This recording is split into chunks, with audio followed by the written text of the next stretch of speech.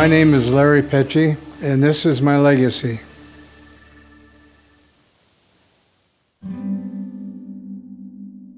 I grew up here in Petersburg, Nebraska. The farm I live on, I've been there for 73 years now. And all my life, I was always interested in horses, and I'm interested in old tractors. Oh, I suppose I was in my 30s, and a bunch of us neighbors had a few pieces of old equipment. And we get together and run maybe an old corn sheller, thrash machine, and finally we decided to start a club. And I remember that day very well. And I remember they threw down a $10 bill on a table and come up with the name Rea Valley Heritage Association. And then they told me to take it to the bank the next day and open an account. So that'd be about, what, 9 years ago. And I'm still the treasurer of the organization after all them years. One of the things we kept telling ourselves is when we began doing the threshing and the shelling, and it just got more and more and bigger, is we're going to keep this simple. We're not going to make this get out of hand. One thing led to another. For instance, we said we're going to keep it simple. Well, God, we better get some liability insurance, and it just got bigger and it grew. And people started coming from further and further away. And the good news was we had some very reliable people that picked up and ran with things and made it work better every year.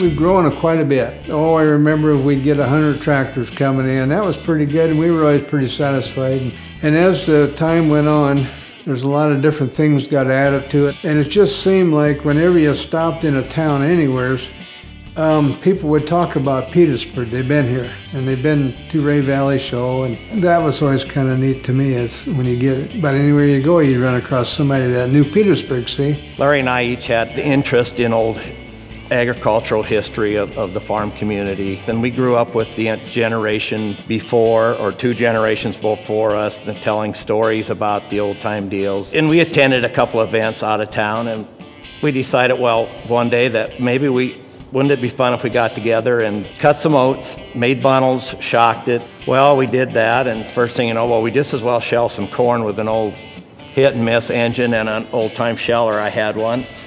And it just got bigger, and more people became interested. One of the greatest part is hearing the old stories from the old guys, because when the events are going on, it brings back memories. It's a very nice organization up there. And it's growing. That thing is, every year, it's got bigger. People come from Dakotas, they come from all over to come to that show now. They come from, you know, all parts of the country. Probably by 85, 86, I started going to Rea Valley to plow. Went there probably 35 years. I might have missed 1 or 2 years to the most. My family's been involved with this organization for a long time, and I can remember the first year that they ever had anything going on. That was a long time ago. I got involved with the blacksmith shop, and my father, he knew a guy that had donated a bunch of equipment for the blacksmith shop, and that's kind of what got me started. And at our meetings, like you say, I tell everybody, if you got an idea, I don't care how crazy it is, bring it up, and a lot of times they click. We go back to Charlie Hoosman owned this piece of property, this quarter of ground out here. Charlie really enjoyed this show, and he enjoyed to see the people, the children, everybody out here. And so as he got older, he told us that in his will he was going to set this up so that as long as we had a show out here and we were interested, we could rent this property from the family. Oh, I think he's up in his 80s there, and then he just got old like you do when you get old, and he went to the home, and by he'd been gone for a while, and we just kind of keep this thing going. We miss him a lot. He was really a good man. He was always out here, and we'd come out here to work up here on this hill, and I'll be darned, Charlie would be sitting there just enjoying himself up here. He just enjoyed sitting here, As you look to the east, you can look over Petersburg. You can see a large area, but I know he spent time up here just enjoying the views here. Charlie felt that it was so important that the show go on for education of young people.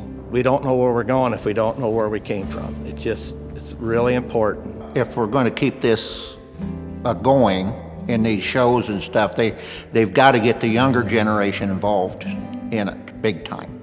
And a lot of these shows, I see different things when I go to different places that they do to get young kids involved in it, and it just tickles me to see that. But you know, I could just see what that would do to them kids, you know, to be able to steer that tractor and stuff, and they'll want to come back next year.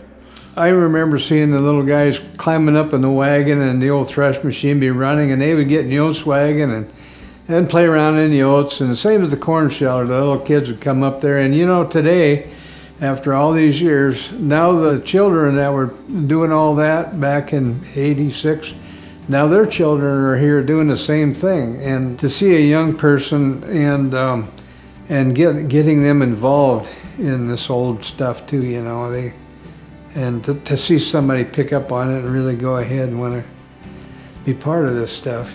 Larry's involvement with the Rea Valley Heritage Association has been constant. He has always been an officer, a secretary, treasurer type individual. Of the people that come year after year, I recognize some of the faces, but I don't retain the names. Larry can retain the names because he's in constant contact with people and he listens to them. He's a great individual, and there wouldn't be a Rea Valley without him.